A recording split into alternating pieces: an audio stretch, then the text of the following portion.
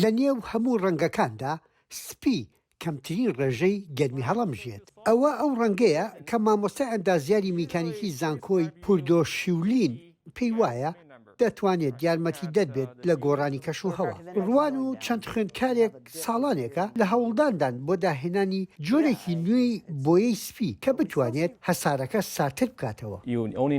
تەنها پێویستە کەمتر لە سەدا یەکی ڕووی زەوی بۆ یاغ بکەیت. جا سەقفەکان، ڕێگاکان یان ئۆتۆمبیلەکان بێت. پێویستە بتوانین گەرمبوونی جیهان بە تەواوەتی پێچەوانە بکەینەوە و پلەی گەرما بگەڕێنینەوە بۆ ئەو شوێنەی کە ئێمە دەمانەوێت. بۆیەی سپی بازرگانی بە شێوکی بەرفراون لە کەشوهەوای گەرمدا بەکاردەهێنرێت چونکە 80 بۆ لە سەدانەوەی تیشکی خۆر ڕنگ دەداتەوە و ڕێگری دەکات لە گەرمبوونی ڕووکارەکان. بەڵام ڕوان ویستوێتی شتێک بدۆزێتەوە کە لە ڕاستیدا ڕووکارەکان سات بکاتەوە.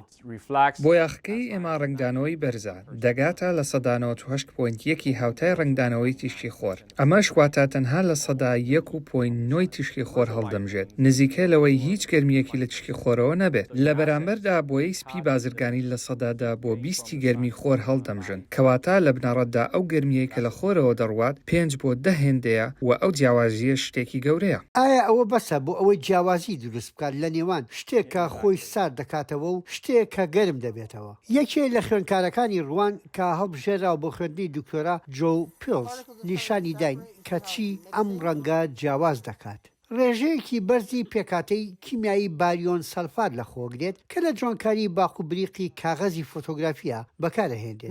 خەڵکێکی زۆر لەو باوەڕەدایە کە ئەمە زۆر مەترسیدار لە ڕاستیدا وانیە و سەلامەتیشە بۆ خواردنی لەبەرەوە کاتێک تۆ ئەشیعەیەک بۆ ڕیخۆڵەکانت دەگریت لە ڕاستیدا تۆ باریۆم سەلفات دەخۆیت کەوا دەکات ڕیخۆڵەکانت تاریک بن تا لە ئەشیعەکەوە ببینرێت. بۆ جیاکردنەوەی ئەو جیاوازیە چینە سەربان تاوەکو هەردوو بۆیاخەکە ببینین. 50 بۆ 100 میلیلیتر بۆ یاغ دروست دەکەین 8 کاتژمێریشی پێدەچێت بەشی ڕووبەری 3 بە 3 دەکات. ئەم کاشیان ڕەنگەکەی گەشاوەترە ئەوە ڕەنگی سپی بازرگانیە کە دەتوانین دەسمان بکەوێت. زۆرترین ڕنگدانەوەی هەیە کە نزیکەی لە 180 پاشان ئەمە بۆی باریۆم سەلفاتمانە کە ڕنگدانەوەی نزیکەی لە 98.1. بە چاو دیارە ئەمە سپیەکەی گەشترە. لە ئێستاوە بڵێ ئەمریکایان وزەی خۆری زۆر زیاتر هەڵدەمژێت بۆیە گەرم دەبێتەوە لە کاتێکدا ئەمەیان کەمێک وزەی خۆر هەڵدەمژێت بەڵام زیاتر گەرمایە کە دەداتەوە بۆ بۆشای قوڵ کەواتە بۆیە ئێمە لە خوار پلەی گەرمی دەوروبەرەوە بەدەستی دەهێنین. لەم ڕۆژە خۆرەتاوە کە پلەی گەرمە 73 پلەی سەدیە کاشەکان کە بە بۆیەکەی خۆیان ڕەنجیان کردووە نزیکەی 15 پلە فێنکتر بوو لەوەی کە بە بۆیە بازرگانێکە ڕەنگ کرابوو تەنانەت 2 پلەش لە هەوای دەوروبەر فێنکتر بوو. ئێمە لە گەوترین کارخانەی فێنکەرەوە و تاقیگە و توێژینەوەی تەندروستی جیهانی بوون. شتێک کە ڕوان و پیلز ئاواتەخوازن کە جیهان کەمتر پێویستی پێی بێت لە هەمبەرداهێنانی بۆیاخەکەیان دەشێت ئەم بۆیاخە وەها بکات کە پێویستمان بە فێنکەرەوە نەبێت. لە سەدا هەفتای بەکارهێنانی فێنکەرەوە مەبەستە. دەتوانیت دەستبەرداری فێنکەرەوە بیت لە هەندێک ناوچە و لە کاتی دیاریکراوی ساڵدا. ئەگەر ئەمەد لە ناوچەکانی فینیکس و ئەریزۆنا و ڕینە و نیڤارا بەکارهێنا ئەوە ڕەنگە لە سەدا هەفتای فێنکەرەوە کەمتر بکاتەوە لە وەرزی هاویندا.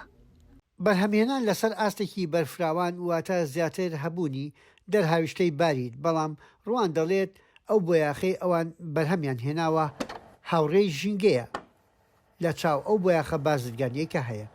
تۆژینەوەکان زیاتر لە 7 ساڵی پێشوە و 100 مادەیان تاقی کردوەوە تا گەیشتون بەم ڕۆیان. بۆیاخێکیان داهێنا تا یارمەتی دەری ژینگە بێت. دکتۆراکەی ئەمیش وەک دەڵێ لەسەر وشک بوونەوەی بۆیاخێک وەستا بوو بەڵام سەرکەوتنی بەدەستێنە. یحیا بەرزنجی دەنجی ئەمریکا بۆ راپۆرتی جۆن یانگ لە واشنگتنەوە.